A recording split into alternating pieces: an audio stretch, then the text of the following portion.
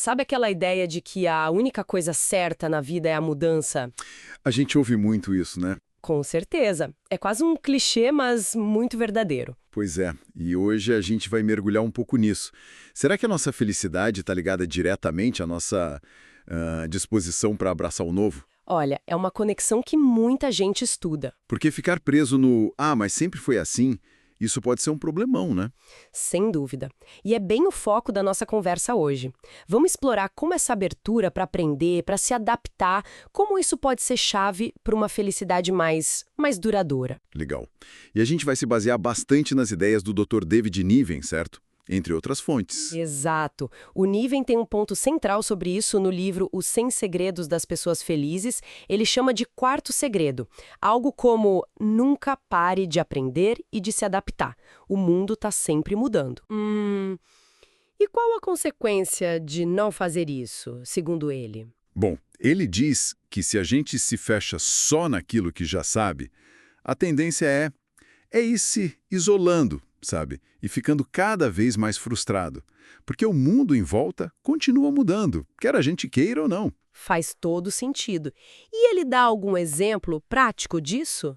Para a gente visualizar melhor? Sim, ele usa um exemplo bem forte, de um casal de idosos. Ah, conta pra gente. Então, a esposa, já com 80 anos, era descrita como super curiosa, sabe, atenta, aberta a ouvir opiniões diferentes. Que bacana. E ela aprendeu a usar o computador. Já pensou? Para escrever diário, falar com os netos pela internet. Uma pessoa cheia de vida, vibrante. Nossa, que inspiração. E o marido? O marido era o oposto. Totalmente desinteressado, repetia sempre as mesmas histórias, ficava irritado porque achava que ninguém mais ouvia ele. Muito apegado ao passado, recusava aprender qualquer coisa nova. O Niven usa uma expressão bem dura, diz que ele começava a morrer em vida. Puxa, é pesado ouvir isso. Mas mostra bem o contraste, né? Exato. E o alerta importante é que essa armadilha de se fechar não é coisa só de gente mais velha, né? Não mesmo. Os textos que a gente viu falam disso, né?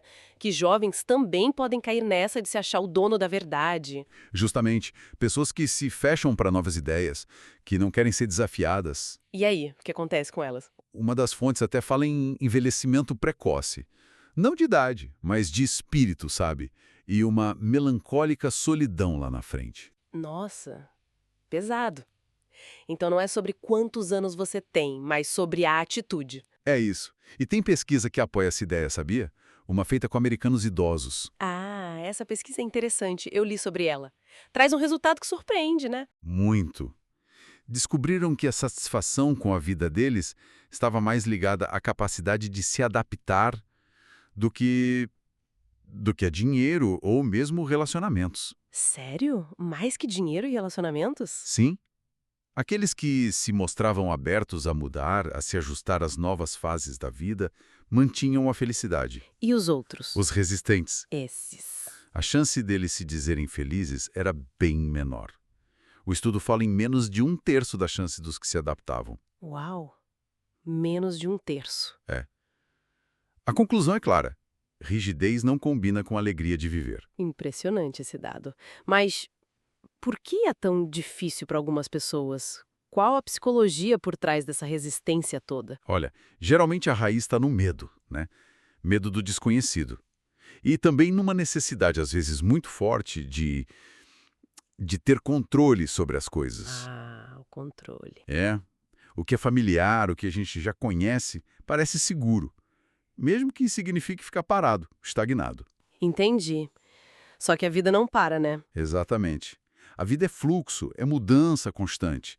É justamente essa capacidade de se ajustar, de acolher o novo, que mantém a gente vivo, engajado. E quando a pessoa é muito rígida, isso afeta tudo, imagino. Com certeza. Dificuldade com tecnologia nova, dificuldade para aceitar opinião diferente, até para provar uma comida nova. Essa inflexibilidade vai minando o bem-estar e fechando portas. Tá claro? E pensando em como cultivar essa abertura na prática. O que a gente pode tirar desses materiais como dica? Tem duas ideias que se destacam muito, inspiradas naqueles exemplos. A primeira é a gente se propor a questionar nossas verdades absolutas. Como assim? Não rejogar fora o que a gente acredita, mas se abrir para ouvir de verdade outras perspectivas. Lembra da esposa, do exemplo? Que prestava atenção em outras opiniões? É exercitar essa flexibilidade da mente. Entendi. Ouvir para entender, não só para responder. Isso. E a segunda dica é se desafiar a aprender algo novo. Uma habilidade, usar uma ferramenta diferente, como a esposa fez com o computador. Tipo, fazer um curso online, baixar um aplicativo novo. Exato. Ou ler sobre um assunto que não tem nada a ver com a sua área. O próprio processo de aprender já combate aquele isolamento e treina nosso cérebro para adaptação. É quase como se cada coisinha nova que a gente experimenta ajudasse a, sei lá, oxigenar a alma, né? Ótima uma imagem. É isso mesmo. Mantenha a mente ativa, permite que a gente continue florescendo, não importa a idade. E acho que conecta com o que você disse sobre a esposa lá do exemplo. A vitalidade dela vinha dessa curiosidade, dessa disposição para perguntar. Exatamente.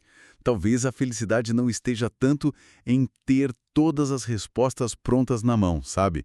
Mas sim em manter essa vontade de fazer novas perguntas. A curiosidade é um motor incrível. Muito bom. Isso deixa a gente com uma provocação final interessante, né? Que acho que veio dos textos também.